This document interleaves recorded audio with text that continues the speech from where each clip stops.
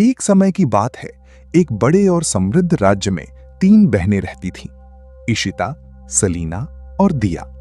इशिता अपनी खूबसूरती पर बहुत घमंड करती थी। वो हमेशा आईने के सामने खड़ी होकर खुद की तारीफ करती रहती।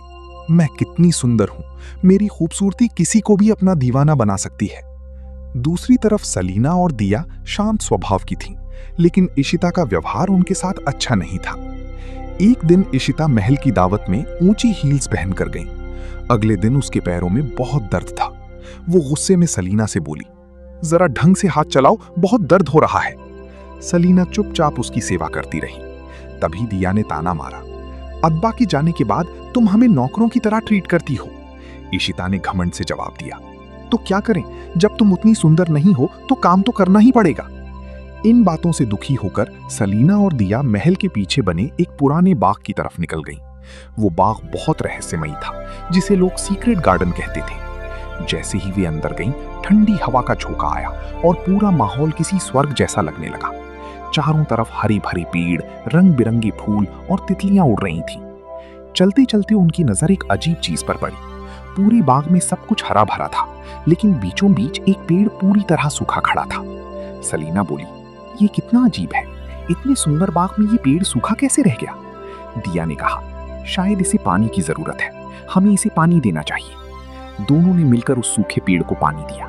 जैसे ही पानी की बूंदें पेड़ की जड़ों में गईं, अचानक एक तेज रोशनी फैल गई। पेड़ हिलने लगा और एक गहरी आवाज गूंजी, तुम दोनों की दया और सच्चाई ने मुझे नई जिंदगी दी है। दोनों बहनें घबरा गईं, लेकिन वहीं खड़ी रहीं। आवाज फिर आई, मैं तुम्हारी 3 इच्छाएं पूरी कर सकता हूँ, लेकिन मेरी एक शर्त है। पेड़ की गूंजती हुई आवाज सुनकर सलीना और दिया एक दूसरे की तरफ देखने लगी। दिया ने हिम्मत करके पूछा, कैसी शर्त? पेड़ बोला, तुम्हारी तीनों इच्छाएं तभी पूरी होंगी जब यहां 3 लोग मौजूद होंगे। अभी तुम सिर्फ 2 हो। दोनों को तुरंत अपनी बड़ी बहन इशिता का ख्याल आया। दिया बोली, हमारी एक बहन और भी है, हम उसे यहां ले आते हैं। पेड़ ने शांत स्वर में कहा, ठीक है, मैं तुम तीनों का इंतजार करूंगा। दोनों बहनें तुरंत महल वापस गईं। इशिता अभी भी अपने दर्द में गुस्से से बैठी थी। सलीना ने धीरे से कहा, दीदी, हमें एक जादुई बाग मिला है, वहां एक पेड़ हमारी इच्छाएं पूरी कर सकता है। इशिता की आंखों में लालच चमक उठा, सच? तो फिर देर किस बात की, चलो अभी चलते हैं।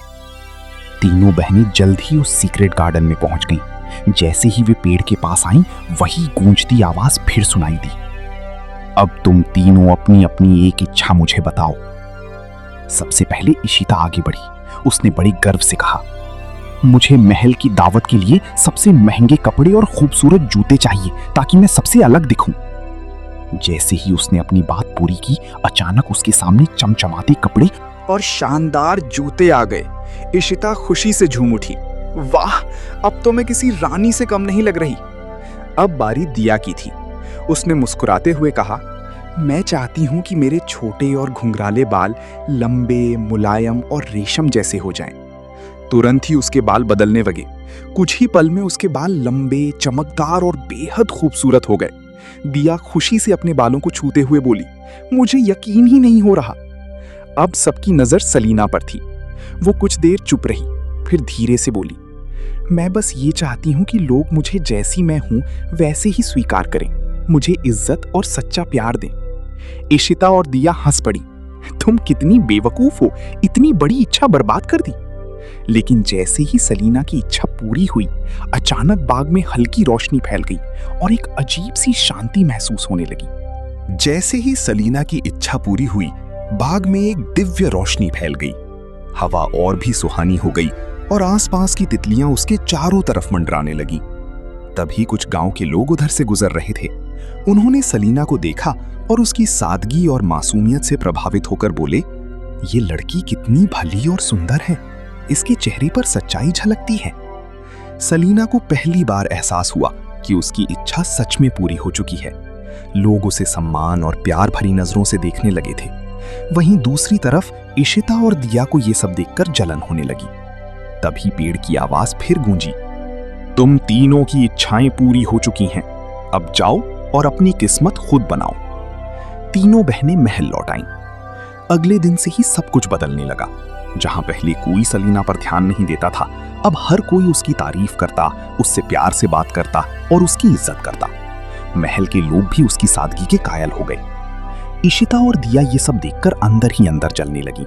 इशिता बोली, हमने तो इतनी बड़ी बड़ी इच्छाएं मांगी, फिर भी सब सलीना को ही क्यों पसंद कर रहे हैं? दिया ने गुस्से में कहा, कुछ तो करना पड़ेगा, ये सब हमें अच्छा नहीं लग रहा। एक दिन जब सलीना अपने कमरे में आराम कर रही थी, दोनों बहनों ने मिलकर उसे अंदर बंद कर दिया। इशिता बोली, अब बैठी रहो कमरे में बंद, ये जो भी प्यार और इज्जत तुम्हें मिल रही है उस पर हमारा हक है। दरवाजे के बाहर खड़ी होकर दिया ने कहा, अगर बाहर आना है तो अपनी इच्छा बदलनी होगी और कुछ ऐसा मांगना होगा जिससे हमें फायदा हो। अंदर बंद सलीना डर गई, लेकिन उसने हिम्मत नहीं हारी। वो धीरे से बोली, मैं अपनी इच्छा क्यों बदलूं? मैंने जो मांगा वो दिल से मांगा। बाहर से इशिता की सख्त आवाज आई, सोच लो वरना हमेशा के लिए यहीं बंद रहोगी। सलीना की आंखों में आंसू आ गए। वो समझ नहीं पा रही थी कि क्या करे। तभी उसे उस जादुई पेड़ की याद आई। कमरे में बंद सलीना रो रही थी, लेकिन उसके मन में कहीं ना कहीं हिम्मत अभी भी बाकी थी। उसने आंखें बंद की और मन ही मन उस जादुई पेड़ को याद किया। अगर मेरी सच्चाई में ताकत है तो मुझे रास्ता जरूर मिलेगा। अचानक कमरे में हल्की सी रोशनी फैल गई।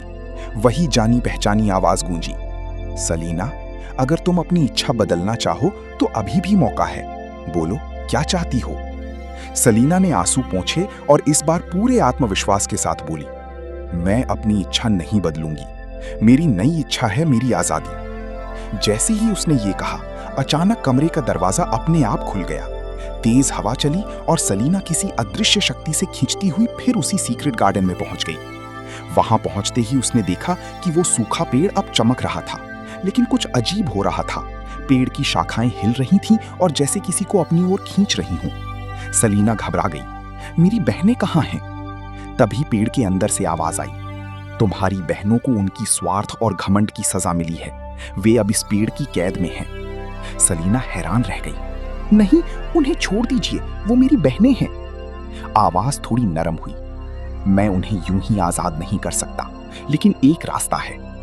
तभी पेड़ के तने से एक तेज रोशनी निकली और उसके सामने एक युवक प्रकट हुआ। वो एक तेजस्वी राजकुमार था। उसने कहा, मैं इस बाग का असली रक्षक हूं। एक दुष्ट जादूगरनी ने मुझे इस पेड़ में कैद कर दिया था। तुम्हारी सच्चाई और दया ने मुझे मुक्त किया है। सलीना ने जल्दी से पूछा, मेरी बहनों को कैसे बचाया जा सकता है? राजकुमार बोला, इस बाग में कहीं सुनहरे बीज छिपे हैं। अगर तुम उन्हें ढूंढकर इस पेड़ के पास बो दोगी तो ये जादू टूट जाएगा और तुम्हारी बहनें आजाद हो जाएंगी। सलीना ने बिना सोचे कहा, मैं जरूर उन्हें ढूंढूंगी। राजकुमार उसकी तरफ देखकर मुस्कुराया, तुम्हारी मासूमियत और हिम्मत ने मेरा दिल जीत लिया है। क्या तुम मुझसे विवाह करोगी? सलीना थोड़ा चौंकी, लेकिन उसने तुरंत जवाब नहीं दिया। पहले मैं अपनी बहनों को बचाना चाहती हूं। राजकुमार उसकी बात सुनकर और भी प्रभावित हुआ। यही तुम्हारी सबसे बड़ी खूबसूरती है। अब सलीना सुनहरे बीजों की तलाश में पूरे बाग में निकल पड़ी। सलीना पूरे बाग में सुनहरे बीज ढूंढने लगी। कभी वो झाड़ियों के पास जाती, कभी फूलों के बीच तलाश करती, तो कभी पेड़ों की जड़ों के पास देखती। काफी देर की मेहनत के बाद उसे एक चमक दिखाई दी। उसने पास जाकर देखा, वो छोटे छोटे सुनहरे बीज थे जो मिट्टी में हल्की रोशनी बिखेर रहे थे। सलीना ने खुशी खुशी उन बीजों को इकट्ठा किया और दौड़कर उस जादुई पेड़ के पास आई। उसने सावधानी से बीजों को पेड़ की जड़ों में बो दिया और आंखें बंद करके प्रार्थना करने लगी, भगवान, मेरी बहनों को माफ कर दीजिए। जैसे ही बीज मिट्टी में समाये, अचानक जमीन हिलने लगी। पेड़ की सूखी शाखाएं हरी होने लगी और तेज रोशनी के साथ दो परछाइयां बाहर आईं। वो इशिता और दिया थीं। दोनों जमीन पर गिर पड़ी और रोने लगी। सलीना, हमें माफ कर दो, हमने तुम्हारे साथ बहुत बुरा किया। सलीना की आंखों में आंसू आ गए, लेकिन उसने तुरंत दोनों को गले लगा लिया। तुम दोनों मेरी बहनें हो, मैं तुम्हें कभी नहीं छोड़ सकती। तभी राजकुमार उनके पास आया और बोला, सच्चा प्यार और माफी ही सबसे बड़ा जादू होता है। तुमने ये साबित कर दिया है। इशिता और दिया अब पूरी तरह बदल चुकी थी। उनके चेहरे पर घमंड की जगह शर्म और सच्चाई थी। उन्होंने सलीना से कहा, हम बहुत खुशकिस्मत हैं कि हमें तुम जैसी बहन मिली। सलीना मुस्कुराई, अब सब ठीक हो गया, बस यही काफी है। इसके बाद सलीना ने अपनी बहनों को राजकुमार के बारे में सब कुछ बताया। दोनों बहनों ने खुशी खुशी कहा, अगर राजकुमार तुम्हें इतना सम्मान और प्यार देता है तो इससे बड़ी खुशी हमारे लिए क्या होगी। कुछ ही दिनों बाद राजकुमार अपने परिवार के साथ महल आया।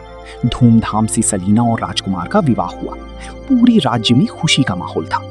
इशिता और दिया भी अब बदल चुकी थी। उन्होंने सलीना से वादा किया कि वे हमेशा सच्चाई और प्यार के रास्ते पर चलेंगी। सच्ची खूबसूरती इंसान के दिल और उसके व्यवहार में होती है। घमंड और स्वार्थ हमें अकेला कर देती है, जबकि प्यार और सच्चाई हमें सबका अपना बना देती है।